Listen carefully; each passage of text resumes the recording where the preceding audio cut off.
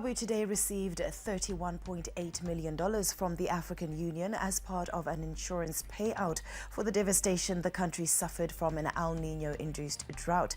Finance Minister Mthuli told reporters in Harare that the government has also approved a food distribution strategy to help those most in need. On behalf of the government of Zimbabwe to receive the drought insurance payout amounting to $16.8 million, which will come directly to the government. The payout is complemented by payouts to our ARC replica partners amounting to $6.1 million to the WFP and $8.9 million to Start Network. Zimbabwe will therefore receive a total of $31.8 million from this payout. Again, another round of applause, please. The insurance payout will be distributed to approximately 509,000 vulnerable households in 27 districts across the country. And I'll give you the names of the districts at the end of my speech.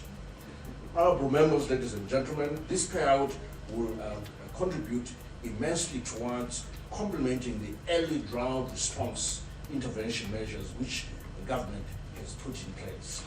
As most of you are aware, His Excellency the President of the Republic of Zimbabwe, Dr. E.D. Mnangagwa, approved a blitz food distribution program. The money from the African risk capacity is expected to benefit 509,000 households. The government directly received a payment of $16.8 million. Other development partners donated nearly $15 million. The World Food Programme received $6.1 million, which will benefit some 200,000 people as part of drought mitigation in the southern African country. Start Network, an African agency with operations in Zimbabwe, also received the other $8.9 million. To enable quick recovery and continued progress, beneficiaries bounce back on track, but much faster. Because of the interventions of ARC. Clearly, ARC group interventions are in this way developmental. Lastly, the ARC group family extended sympathies to and empathize with the government of Zimbabwe and its citizens, especially those that are most vulnerable, for these severe adverse impacts of the El Nino-induced drought. While this payout may not fully resolve the situation, it will significantly alleviate the suffering of vulnerable populations. It serves as a reminder to continue collaborating. Eben Mabunda joins us live to help us unpack the details of the event. Eben, good evening. Tell us more about the $32 million support. Well, good evening. Well, what you've got here is an insurance sort of a situation where Zimbabwe is party, as well as several other countries, to the African risk capacity.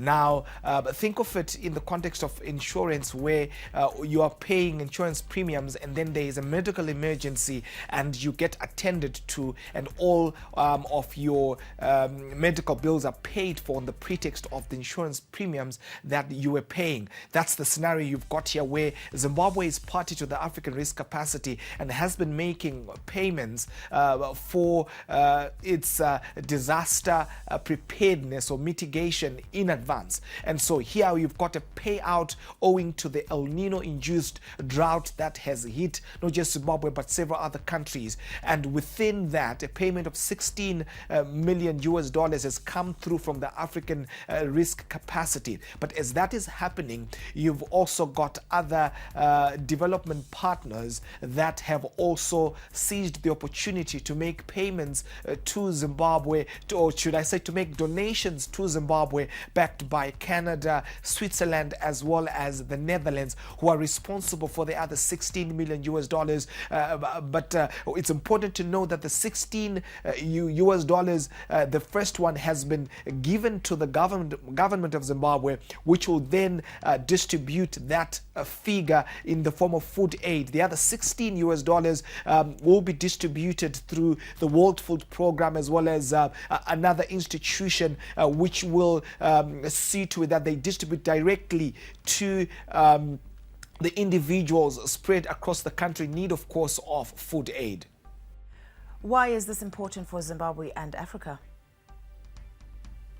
Well, this is an important development, not just for Zimbabwe, but for the continent, bearing in mind that this institution, the African Risk Capacity, came together in 2012. Zimbabwe became party to it in 2017, receiving its first payout in 2020 when there was a drought scenario. And so $1.4 million was released for farmers in Zimbabwe. And now for the continent, it's so critical because Africa is somewhat reaching a certain stage of maturity where they're saying we cannot just depend on aid from the Westerners or from the East, but it's also important that there be structures within the continent that deal with the dangers, the threats that loom where the continent is concerned. And so this is one such structure that is attending to African issues with African funds and a positive not just for Zimbabwe but also for the continent. Konapo Konapo, Ipapo pa ZTN Prime, DSTV channel 294, the place to be.